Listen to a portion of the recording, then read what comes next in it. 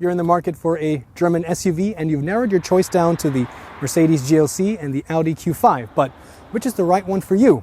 You're watching Autogefuehl, I'm AJ, and it so happens today I have the GLC 300 4matic with the AMG line. On the other side I have the Audi Q5 45 TFSI Quattro S Line. On paper, they're very similar SUVs. They both start at around 57,000 euros for the respective trims. They have 2-liter turbocharged 4-cylinder petrol engines. They both have all-wheel drive, 5 seats, but let's get into the details. Let's take a look at the design. Now, for both of these SUVs, you get different design packs. Here you get the AMG line with these really small Mercedes star logos right here, or rather these stars in the middle. Looks very nice. This is the new 2023 model year on the new C-Class platform.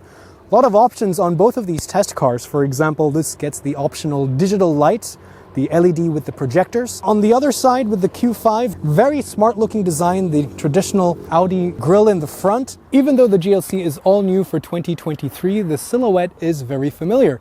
But that isn't to say that it's not beautiful. I think Mercedes, with their classic design, it's all about smooth lines and sophistication. Different wheel options are available starting at 19 inches, like the one you see here. This is AMG line, but also has this aerodynamic design. I also like the floorboard. The Q5, on the other hand, while very similar, seems a little bit more compact lengthwise. And these are actually much larger wheels. These are 21 inch and they definitely look a lot more sporty, fill the wheel arches really nicely, and still give you a little bit of sidewall for that extra added comfort. Talking about the rear design of the GLC, I do like the spoiler. I like this horizontal black insert here. The tail lamps are also nice and horizontal. What I don't like so much, for example, are these completely fake cosmetic exhaust tips. But I'm so used to this now. It's been around for such a long time. It's old news. Are you guys making your peace with it? Are you accepting it? Put it down in the comments below. But at least it does redeem itself with this diffuser here on the rear. If you take a closer look, you can notice that the indicator lights on the GLC are not cascading. If we take a look at the Q5 now, we can start with that right away. You see that it does have that cascading effect. Not a big deal, but I like these little details. It adds to that extra feeling of sophistication and luxury. But the design definitely on the Q5 is a little bit more subdued. Same story down here though. Completely fake cosmetic exhaust tips, but same as well with the diffuser. Here is the key fob, nice and heavy, but of course you have keyless entry. Let's take a look at the door closing sound. Really robust, no shimmies or shakes with the latch and the clamp here. Neither did the rear door shimmy or shake or rattle, so really robust build quality. And now let's talk about the main difference between these two SUVs, their interior. Take a quick look at this red leather right here on the door. And of course you don't have to have red leather. You can pick even artificial leather, the Artico seats, which are a little bit softer. And in fact, you can even get those Artico seats with cooling function. But nice soft materials up there. Slightly harder materials down here. Definitely a lot more exciting interior. You can either love it or hate it. But I think objectively, if you ignore the color of the seat, this is definitely a lot more intricate in its design. Let's take a quick look inside. Getting inside is really easy. Again, you have that SUV stance, so you get a higher ground clearance. You have a taller roof line, so you get that ingress with a lot of ease. And first impression is, wow.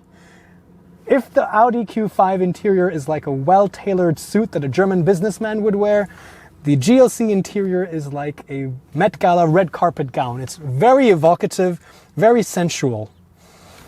The steering wheel can also be adjusted for reek and rage, and in this case we also have it adjustable electronically. And I am 5'8" or about 1.7 meters, thereabout, and I have plenty of headroom. Here we have the key fob for the Q5, also with keyless entry. There we go. The door, I think, sounded pretty good. I didn't see or hear any shimmies or shakes between the two doors, so very robust. And now you can really see that stark contrast between these two SUVs and their interiors. That isn't to say, however, that this is not well built. The materials are still very nice up here on the top. This is a nice, interesting inlay. You have this kind of suede-like material here. Nice padding. And good to see there's actual physical controllers. A lot more traditionally designed, I would say. With this being the S Line, you have the S Line seats, which have the Dynamica microfiber insert along with animal leather. Very comfortable, a lot of adjustment even for the steering column in terms of reach and rake. Plenty of headroom for me at my height, and yeah, definitely doesn't feel cramped in here. Cockpit overview. Well, let's test materials. Very soft on the top, but this inlay here seems a bit hollow if I tap it, and so does this. So a little bit points deduction there, but you know what? I like this. This is very functional. As you can see, we have actual physical buttons and knobs. So when you're driving, you don't have to take your eyes off the road. Your hands fall neatly where they need to, and you can use muscle memory to manipulate these things, and you have that haptic feedback. The overall grip and comfort of the steering wheel is really nice, and further enhanced by the fact that you have physical buttons and rollers for the volume control here, a configurable hot star button here, a hotkey button. And if we take a look at the digital cockpit, you also see that I can change the view very easily. Simple old school buttons which work really well. I have a nice wheel to scroll through the different menu. And by the way, we can already take a look at this right here, the long-term memory. So I've been testing both of these cars for the past few days, and both have been returning very similar mileage. So again, very similar in terms of the engine power and drivetrain and their efficiency as well, because of the similar weight. I would say reasonably you can expect it to be around 8.7 to 9 liters for 100 kilometers, depending on your driving style. This also has a head-up display, a very big contrast to the screen on the GLC. This is more horizontal, and up here significantly higher. I also like this screen though. It works really well. It has a nice clicking sound when you click on it. The color scheme is a little bit darker. You have different options for the car settings, including the Audi Drive Select, and you have different options for the driving profile, including an individually customizable physical knobs to control the air conditioning, seat heating, because these don't have seat cooling in this particular seat version. And you have also toggle switches here, so if you even touch them, you see what option this is for. This is for which vents. Gear selector, electronic parking brake, and down here you have the sliding armrest, which we can raise. So let's talk about the design, since that's definitely the pièce de résistance here in the GLC. Nice wood texture inlay up here. Seems very solid, so if I were to tap this, I don't get a very hollow sound. Flanked by these aluminum or chrome kind of accents along with these stripes. Generally, very lovely design, kind of like a cascading waterfall. Further heightened by the ambient lighting that's everywhere inside the car, especially in the front, even inside these air vents. And the funny thing is, if you change the temperature from hot to cold, it becomes blue, and if it's cold to hot, it becomes red momentarily. So getting a good grip. The paddle shifters also fall really easily to hand. And yes, you have capacitive buttons to control these things, but I think, you know, they have done the best they can, because first of all, these are on separate spokes, so it's easier to just feel which one you need to go to. And then because they also have these little ridges and indentations, it's also a little bit easy to feel which button you need to press. And they do actually have a click function, so when you press the button, for example, it does also do the same function as tapping it. So you have that option to press to get that more tactile haptic feedback. The instruments are also completely digital, so a lot of functionality and a lot of customization options. I can have a sport display, I can have, for example, the off-road display, or even just have a full navigation map here. This car also comes equipped with the head-up display as well. The head-up display is also much better than the Q5. The colors are vivid. Actually, the real estate, so the area that it's covering, is also quite large. You have a nice map for the navigation, and in general, definitely my pick over the two. The tech in the GLC is definitely new age as compared to the Q5. For example, you have this really large touchscreen here. The bad news is that, for example, the climate control is completely controlled in the touchscreen. At least it stays always present here, so you don't have to open a separate menu. You can go into more details, but it's always down here. Close that with this button here. Below the center armrest is further storage, along with a little tray and a couple more USB-C. The rear door is actually quite long, so the length of the GLC kind of has been increased a little bit with this new generation. In my seating position, for my height, again 5'8", there's definitely no lack of room inside. I have enough space to slide my feet underneath because I have put my seat a little bit higher. And for taller people who have to sit behind tall people, so Thomas behind Thomas, for example, it does get a bit tight. The scooped out back of the seat does help quite a bit, and it's definitely better than before. Headroom is, I think, definitely sufficient even if you're taller. Nice panoramic sunroof in this case, which also lets in a lot of light. It's very sunny today, so I've kept that closed. Let's take a look at the rear of the Q5. I would say, even though this might not be as long, the entry into the rear row seems a little bit wider, which is useful if you have to put in child seats. You even have a slight variation. You can have the rear seat a little bit more upright, or you can also recline it a little bit, so a little bit more flexibility. Space-wise, this is, I would say, pretty much the same as the GLC for my size at 5'8", sitting behind myself. The GLC is a little bit bigger, so let's see if that translates to a lot of space on the interior of the trunk. This is 620 liters of boot space. This is definitely more than the Audi Q5. It's very rectangular. With the air suspension, this also lowers itself, and there's also switches to tumble the rear seats. Things are a little bit different on the Q5. First of all, you have this it was very funny when I saw this for the first time, and it still remains a bit funny that you have this blank space here on either side when you open the Q5. And that does definitely impede into the loading area that you have here, because it does take up a little bit of the width. That being said, this is definitely not what you would call impractical. This is still 520 liters of boot space. You have very flat and low loading area. You have these manual switches here, and as you can tell, they don't tumble all the way down. You got to go back and click them down here. Both of these SUVs are also very similar under the hood. They both have 2-liter turbocharged 4-cylinder petrol engines with mild hybrid technology, 4-wheel drive and automatic transmissions. They're both also about 4.7 meters long and weigh an identical 1.8 tons. Both of these actually get air suspension, so adaptive air suspension comes on both of these cars. The unique thing about the GLC, which is really interesting, is that it gets rear axle steering. The GLC, let's see. First of all, let's talk about the comfort now, since Mercedes is really all about that comfort. With the air suspension, you would expect that this has that very typical Mercedes, like in the E-Class or the S-Class, that wafting hovercraft, magic carpet ride, call it what you will, feeling.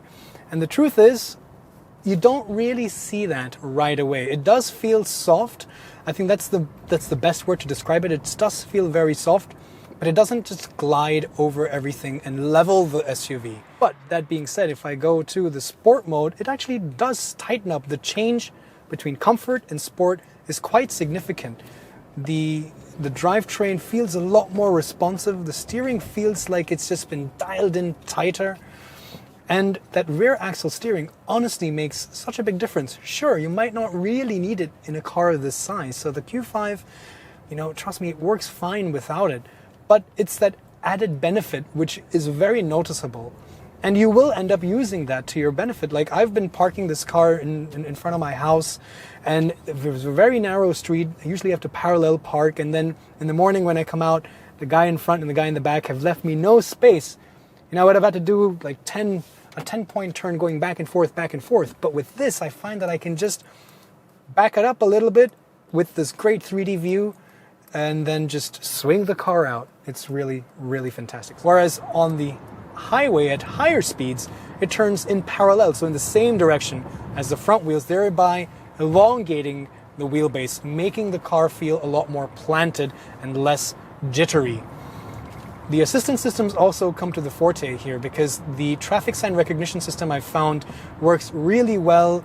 The controls for that, we were speaking about the haptic buttons here, are actually not bad. I like the system because you have two separate spokes, so I'm not trying to fiddle around with just a couple buttons that are supposed to do many functions. No, I have a dedicated arm right here for the assistance systems, and I have a dedicated button to turn between the limiter, or the speed, the adaptive cruise control, the distance.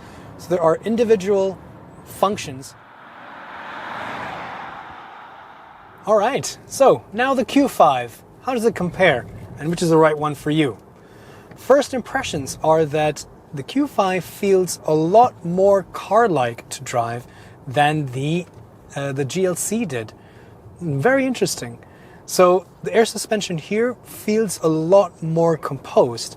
Sure, it's not as soft as the GLC was, as the Mercedes, but it still doesn't have harshness to it, so it does take away the sharpness and from undulations and bumps on the street.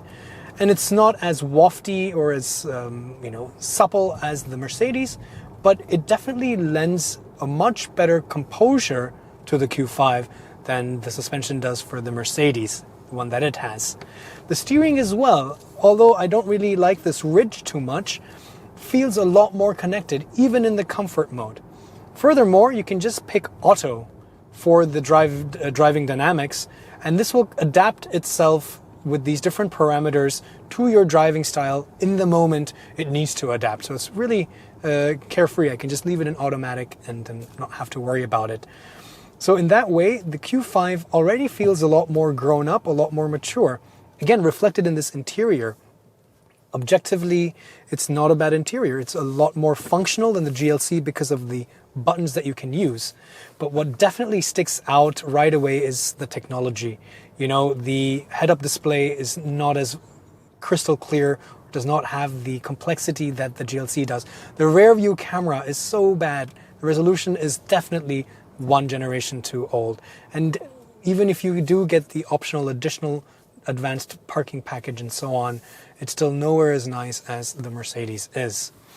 But the seats are also really comfortable. I would say between the two of them, they're both similar in their width and similar in the way that they support you. The actual ergonomics or the contours are definitely different. But then again, this is the S Line seat. That was the power red seat. You can choose different versions of seats and materials, and that itself will make a big difference. But given the size of the body of the SUV, the Q5 feels a little bit more spacious for the front driver. And that's partly because of the center console, I would say. In the GLC, you're cocooned by like this arcing center console that looks lovely, but it does, for example, impede some leg room, right? We spoke about that. Here, you don't have that issue. You still have soft padding in case it does touch, but it's definitely a lot more narrow and a lot lower. So this center area feels a lot more spacious. So there's a little bit more space, at least the sensation of that.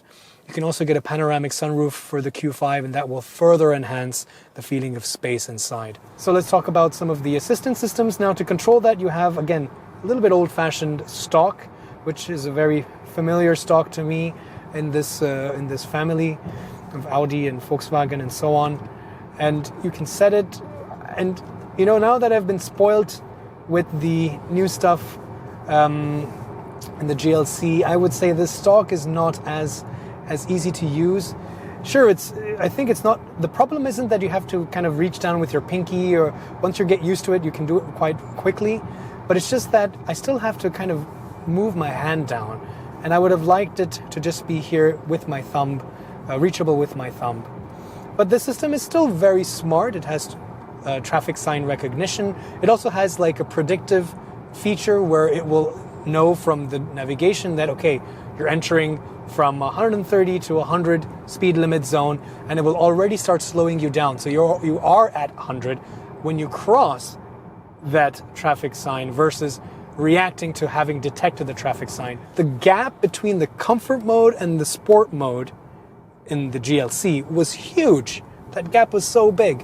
Whereas here, it's just a little bit different. It's just like a 10% change here, 10% change there, 10% tightness in the suspension, 10% tightness in the steering rack, so on and so forth. Versus there, it was like a 50% difference. So definitely, you have a bit more versatility and variability in the GLC and the Mercedes than you do here in the Audi. Did you make up your mind on which one you would take? No? Well, remember when I said that these two trims start at 57,000 euros? Sure, but the options are a lot and are very expensive. This GLC, with all the options that it has, stands at 92,000 euros. That's a lot of money, that's GLE territory. The Q5, on the other hand, is a much more modest 79,000 euros. But it doesn't have the panoramic sunroof or some of the additional things like the advanced parking assist. So let's call that 83,000 euros with a more comparable spec. That's still a big price difference. And furthermore, this is an older generation, so you might be able to get a better discount on this from your local Audi dealer. So price is definitely an important aspect to consider when you're making a purchase decision. But the truth is, you know where your money's going when you get the GLC. The interior, the technology, that's where it's going. It's definitely much more upmarket, it's much more luxurious. Sure, it's a little bit more flamboyant, but you can tone that down with different colors on the seats, for example, and it still comes out being objectively much more sophisticated or much more design-oriented interior. Plus, the rear view camera, the 360 camera, the tech in general is much better than the Q5. So therefore, this is definitely my pick. Be sure to check out our channel for reviews for the GLC and the Q5 with different engine options. There's the plug-in hybrid, diesels as well, and also comparisons with the BMW X3. Check the links in the description below.